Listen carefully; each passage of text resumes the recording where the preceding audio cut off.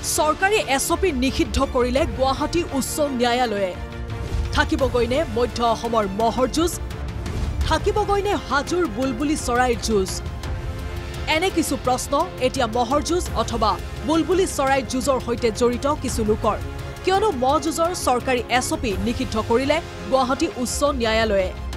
নিষিদ্ধ ঘোষণা হল বুলবুলি চৰাইৰ যুঁজৰো এছপি প্ৰকৃতি সংগঠন পেটাৰ লেখ আবেদন মৰ্মে উচ্চ ন্যায়ালয়ৰ এই নিৰ্দেশ মহযুঁজ বুলবুলি যুঁজ সন্দৰ্ভত অসম চৰকাৰে প্ৰকাশ কৰিছিল এছপি 2023 চনৰ 27 ডিচেম্বৰ জাৰি কৰা হৈছিল এই এছপি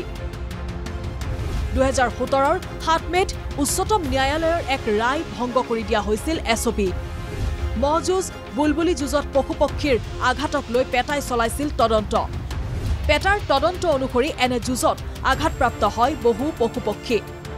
আদালতত পেটাৰ অধিবক্তা দিগন্ত দাসৰ যুক্তি মানি ললে ন্যায়ালয়ে উচ্চ ন্যায়ালয়ৰ ন্যায়াধীশ দেৱাশিষ বৰুৱাৰ এই নিৰ্দেশনা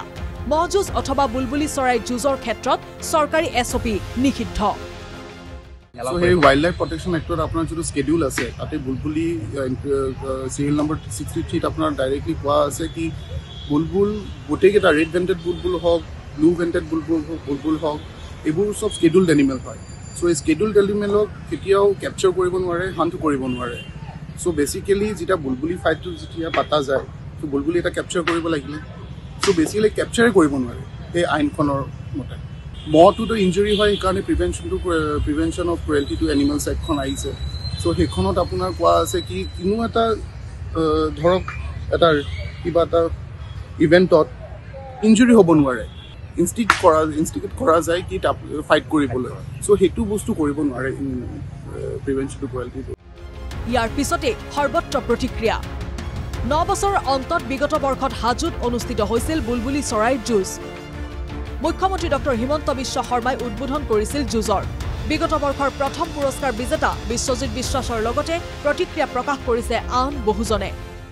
কাৰণ আমাৰ হাজোৰ এক গৌৰৱ আছিল এই বুলবুলিৰ খেলখন আকৌ হঠাৎ এই বুলবুলি চৰাই নিষিদ্ধ ঘোষণা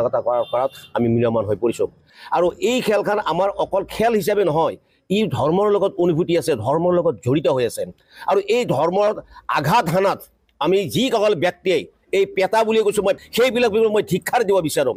আমি আদালতৰ মজিয়াত ভীষণ যুঁজ দিছিলোঁ এছাম ন্যস্তস্বাৰ্থ ব্যক্তিয়ে অসম চৰকাৰৰ বিৰুদ্ধাচৰণ কৰি আকৌ আদালতৰ মজিয়াত গৈ চৰাই খেলখনৰ বিৰুদ্ধে কিছুমান নাভুত নাশ্ৰুত তথ্য দাঙি ধৰিছে যিবিলাকত মানে চৰাই নিৰ্যাতন হোৱা বুলি কৈছে আচলতে চৰাই নিৰ্যাতন অলপো নহয় গতিকে এইবিলাকেৰে খেলখন বন্ধ কৰিব বিচাৰিছে এইটো আমাৰ কিন্তু ভাল লগা নাই ইফালে আহতগুৰিকে ধৰি মধ্য অসমৰ ভিন্ন প্ৰান্তত চলে মহযুঁজ ঐতিহ্যমণ্ডিত আহতগুৰি মহযুঁজ সমিতিয়ে প্ৰকাশ কৰিছে প্ৰতিক্ৰিয়া মৰিগাঁৱৰ মহপালকেও ব্যক্ত কৰিছে প্ৰতিক্ৰিয়া যুঁজাবই লাগিব যেনেকৈ কয় নহয় পথাৰত হ'লেও যুঁজাব লাগিব চৰকাৰে যদি যুঁজ যদি বন্ধ কৰিছে পথাৰত হ'লেও যুঁজাব লাগিব আৰু যুঁজাব নোৱাৰিলে মানুহকো চিনি নাপায় গোৱালকো হানি কেনে আহিব খুঁটি ৰাখিবই নোৱাৰোঁ এতিয়া অসমৰ সন্মানীয় চৰকাৰক এতিয়া অনুৰোধ জনাইছোঁ যাতে এই মহযুঁজখনি যদি আমাক পাতিবলৈ অনুমতি দিয়ে আমি বহুত সুখী হ'ম আমি ভাবোঁ যে আমাৰ ৰাইজক তেনেধৰণৰ যিসকলে এছপি মানি মহযুঁজখন আয়োজন কৰিছিল তেখেতসকলক আপোনালোকৰ জৰিয়তে মহযুঁজ পতাৰ এটা সুব্যৱস্থা কৰি দিবৰ কাৰণে আমি আহতগুৰিবাসী ৰাইজৰ হৈ আপোনাৰ মুখ্যমন্ত্ৰী মহোদয়ৰ ওচৰত অনুৰোধ জনাইছোঁ এনেকৈয়ে এতিয়া ন্যায়ালয়ৰ এই সিদ্ধান্তৰ পিছত এই ঠাইসমূহত পৰম্পৰাগত এই খেলসমূহ অনুষ্ঠিত হ'বনে নাই সেই লৈ সন্দিহান ৰাইজ ব্যুৰো ৰিপৰ্ট NKTV+।